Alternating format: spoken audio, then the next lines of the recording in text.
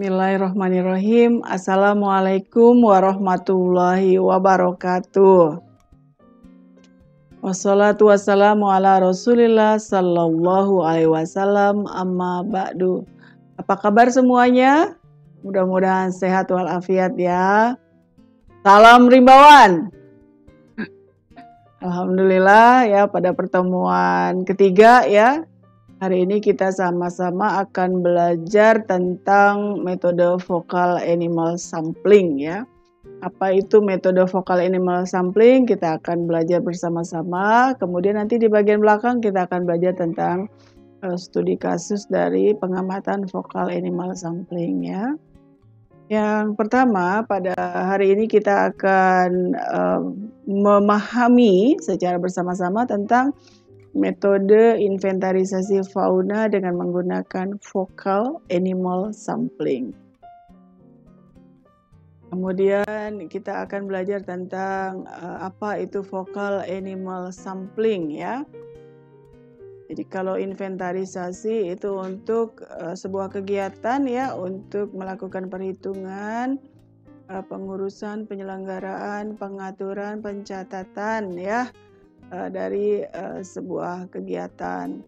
Nah, kegiatan apa? Kegiatannya kalau ini hubungannya dengan kegiatan dari satwa liar ya. Jadi menginvent dengan menggunakan vocal animal sampling. Nah, ini menurut Altman tahun 1973, udah lama ya Dek ya, menurut Altman. Ini mengatakan bahwa metode vocal animal sampling ini adalah untuk mencatat perilaku harian tanpa menggunakan interval waktu. Jadi kalau scan sampling dia menggunakan interval waktu ya. Kemudian kalau vocal animal sampling ini dia tidak menggunakan interval waktu. Kemudian menurut Tiawati ya, ini vocal animal sampling adalah metode untuk mengetahui dan mengamati perilaku harian ya dengan interval waktu tertentu ya. Ini Tiawati agak berbeda nih ya. Dia masih menggunakan interval waktu ya. Tapi secara dominan kalau udah vocal animal sampling dia tidak menggunakan interval waktu ya. Kemudian menurut Dareno ya 2019, vocal animal sampling ini merupakan metode dengan cara mengamati ya dan mencatat aktivitas satu individu selama periode waktu tertentu dengan catatan individu yang selalu terlihat. Jadi kalau vocal animal sampling dia satu individu ya, dan individunya wajib selalu terlihat oleh si peneliti ya. Kemudian dia periode waktu tertentu, bukan interval. Tapi periode ya. Oke, itu kata kuncinya ya.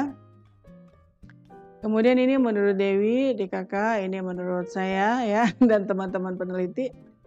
Metode vokal animal sampling ini ya adalah pengamatan perilaku menggunakan satu individu ya sebagai objek pengamatan dengan menggunakan teknik pencatatan perilaku satwa ya. Nah, ini di sini masih tertulis dengan interval waktu tertentu. Maksudnya dengan periode waktu tertentu ya.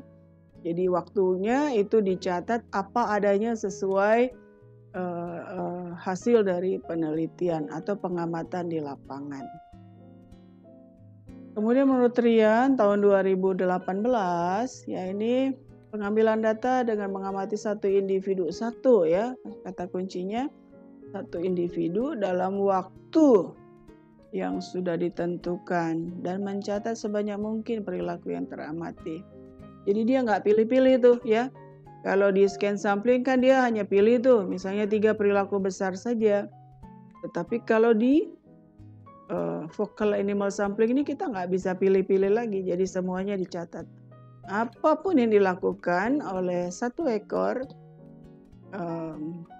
satwa liar itu, maka kita akan catat semuanya secara detail. Fokus kita pada satu ekor. Kemudian menurut Stiver ya tahun 75 ini merupakan teknik pengambilan sampel yang fokus pada satu individu atau satu unit ya. ini lebih lebih ini lagi, kalau biasanya semuanya fokus pada satu individu, kalau menurut si Siffer ini dia boleh satu individu, boleh satu keluarga, boleh satu pasang ya, atau boleh pada sejumlah individu. Jadi agak berbeda ini dengan para peneliti yang lain ya. Tetapi dia fokusnya purposif ya, dengan tujuan tertentu. Dia tujuannya apa ngamatinnya itu ya. Jadi sudah ditentukan dari awal. Misalnya dia focal animal sampling, dia ingin mengamati hanya perilaku makan gitu ya. Seperti itu berarti purposif dengan tujuan tertentu. Kemudian menurut Risa, ini focal animal sampling merupakan metode yang untuk pengamatan tingkah laku baik kelompok maupun individu.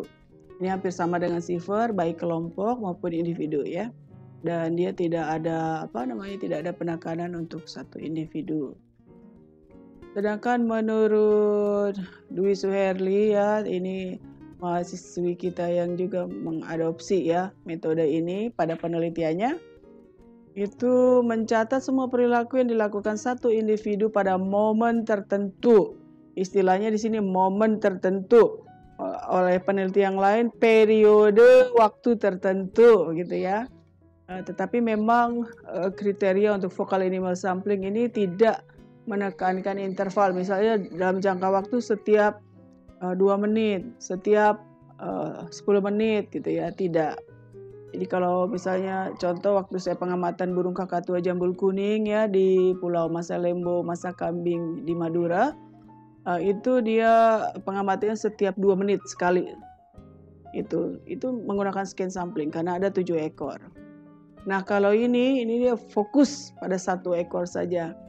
Ya, jadi misalnya Ananda, tapi berarti satunya udah jelas tuh ya. Misalnya kalau di Taman Nasional Waikambas itu ada badak ya. Ada badak, kemudian ada kakak kelasmu yang sudah meneliti menjadi skripsi itu, dia dari 5 ekor itu dia hanya ambil 1 ekor karena dia mau fokus pada badak yang namanya ratu gitu ya. Jadi fokus saja. Jadi itulah yang namanya metode focal animal sampling. Kemudian menurut Gunardi Djoko Winarno dan Pak Sugeng tahun 2018 ya, itu dicatat satu individu selama waktu yang disepakati. Jadi waktunya disepakati, misalnya dalam rentang waktu berapa? Apakah dalam rentang waktu 1 hari, 1 jam, 1 minggu, 1 bulan gitu ya. Kalau untuk skripsi mahasiswa itu biasanya kita dari International Animal Rescue ya, itu ada keharusan minimal 100 jam pengamatan. Ya, 100 jam pengamatan. Kalau misalnya dalam 1 hari itu misalnya dimulai dari jam 6 pagi sampai jam 6 sore, maka kita tinggal kalikan berapa hari Ananda membutuhkan waktu untuk pengamatan. Mungkin ya kurang lebih 10 sampai 15 hari ya, pengamatan secara terus-menerus. Kemudian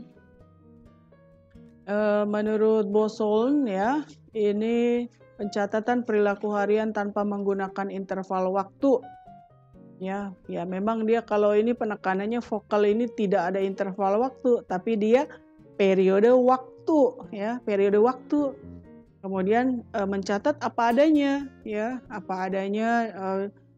Jam segini dia makan, jam segini dia urinasi, jam segini dia BAB ya. Jam segini dia melakukan atraksi untuk kawin ya, untuk mating ya, dan sebagainya.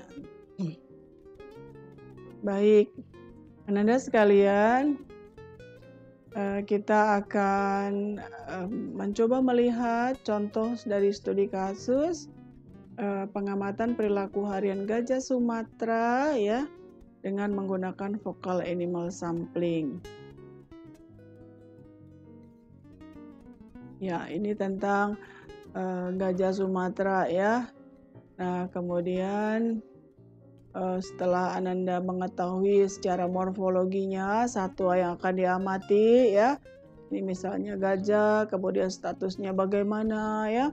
Menurut Undang-Undang 590 atau menurut peraturan pemerintah nomor 106 tahun 2018 tentang flora fauna yang dilindungi oleh negara, ya, itu dengan keputusan dari Ibu Menteri Kemen LHK, ya, Ibu Menteri Siti Nurbaya. Nah, itu ada berapa ratus itu flora dan fauna yang dilindungi oleh negara, ya, termasuk gajah, ya. Ananda semua ini contoh talisit. Ya, contoh talisit ini Ananda bisa lihat, ya, di situ di tabel pengamatan, ya, paling kiri itu ada nomor, kemudian waktu. Nah, perbedaannya di sini waktu ini apa adanya di sini, ya. Itu ada di jam 6, nanti ada jam 6.23, jam 6.24. Memang urut tetapi dia tidak beraturan sesuai dengan perilaku yang dilakukan oleh gajah tersebut. Ini gajahnya namanya Haryono, ya. Ada yang sama dengan namamu? Selamat. Ya. Jadi kalau namanya Haryono, ternyata ini nama gajahnya Haryono, ya, di studi kasus kita ini. Nah, kemudian di pojok sebelah kanan itu ada keterangan, ya. Keterangannya ada bergerak, ada mengeluarkan feses, urinasi, kemudian ada istirahat, ada berpindah, ya. Ya, kemudian bergerak, ya, makan, ya, macam-macam. Ini juga dia tidak fokus, tidak mengharuskan dia perilakunya makan, istirahat, berpindah, tidak hanya itu. Jadi ini dibuka, kalau focal animal sampling itu dia melakukan apa, maka kita rekam atau kita catat. Mbak, bisa nggak Mbak kalau ngamatinnya agak lelah, kita shooting gitu dengan handycam, ya, bisa, ya. Tapi sama aja kerjanya 2 kali, kan nyuting sambil ngamatin juga, ya. Tapi seenggak-enggaknya kalau di syuting dengan handycam ada kelebihannya, Anda punya dokumentasi hidup, ya, move gitu, ya, live gitu, ya. Kemudian diamati perilakunya gitu. Tapi paling enak memang langsung di lapangan, ya, dan langsung di lapangan, tetapi ada anytime Ananda merekam berapa menit dari setiap pengamatan tersebut, ya. Akan lebih bagus lagi misalnya ditemukan dari dari gajah ini 10 perilaku misalnya. Maka Ananda merekam. Kalau perilaku makan ini gambarnya. Perilaku istirahat ini gambarnya gitu, ya. Kemudian perilaku lagi ini feses, defekasi, ya. Bisa nggak? Pas dia chat gitu, ya. Hebat kalau dapat gambarnya, ya. Tapi mungkin posisi yang sudah jatuhnya saja gitu. Oh, ini lagi defekasi. Urinasi mungkin kalau bisa dapat pas gambarnya itu, ya, itu akan bagus sekali sebagai bentuk ininya, ya. Nah, live-nya gitu, ya, gambarnya dari perilaku itu. Kemudian ini tujuannya sama, ya, dengan yang sebelumnya, ini berdasarkan frekuensi, ya. Mbak Dewi gimana ini caranya bisa tahu 31% untuk makan, istirahatnya kok cuma 2,6, ya. Kemudian bergeraknya 10%, ya. Fesesnya 7,8%, ya.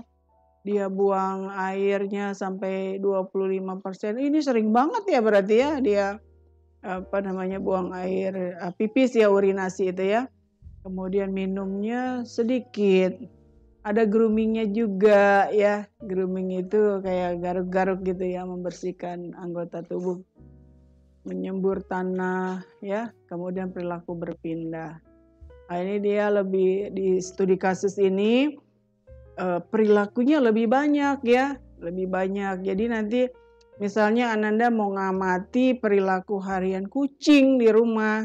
Karena lagi pandemi jadi pengamatannya berdasarkan satwa yang ada di dekatmu, ya.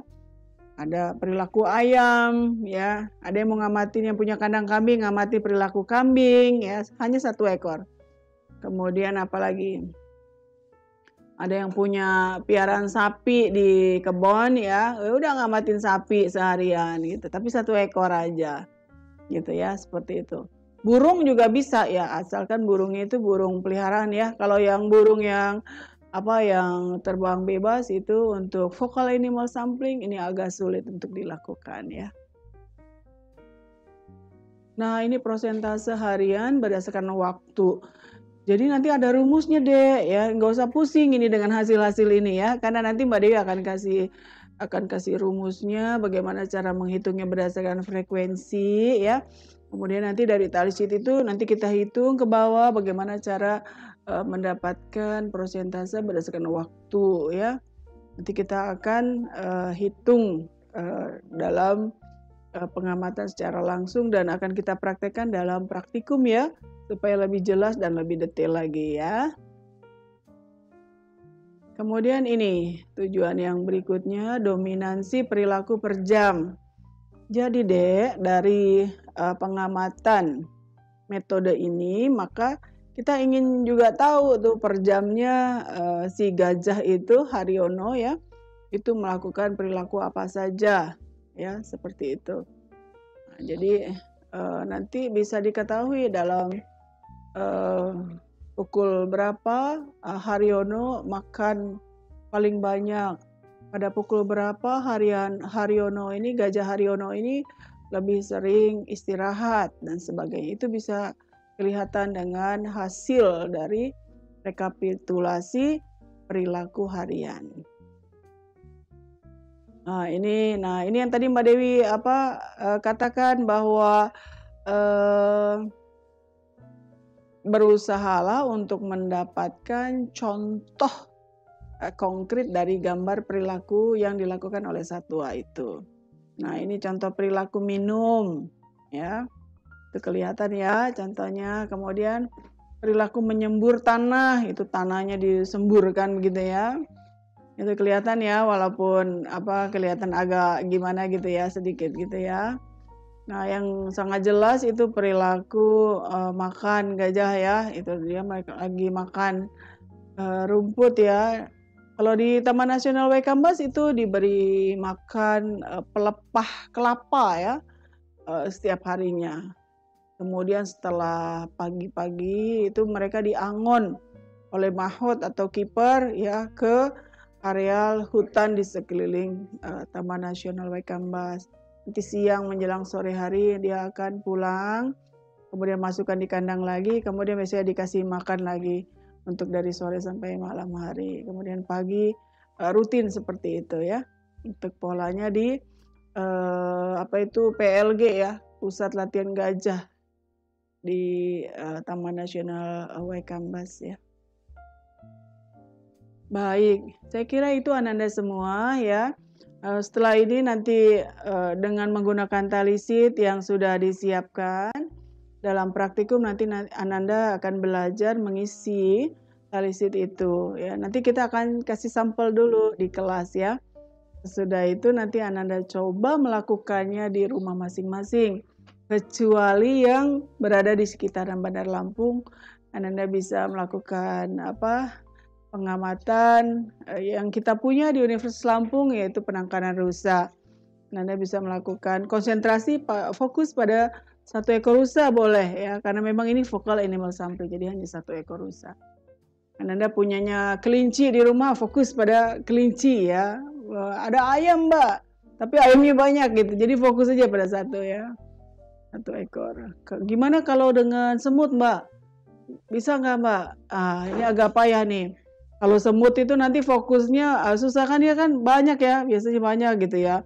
Kalau untuk focal animal sampling agak kesulitan ya untuk semut ya. Kita cari satu yang lain ya. Saya kira itu Ananda semua ya, mudah-mudahan bermanfaat. Dan sekali lagi bahwa metode focal animal sampling ini juga bisa dibuat untuk salah satu metode yang Ananda gunakan dalam skripsi ya. Jadi mudah-mudahan metode yang kita pelajari dalam perkuliahan ini bermanfaat untukmu yang tertarik ya untuk penelitian dan pengamatan satwa liar. Demikian, terima kasih atas perhatiannya. Mudah-mudahan semua dalam keadaan sehat walafiat. Salam rimbawan. Assalamualaikum warahmatullahi wabarakatuh.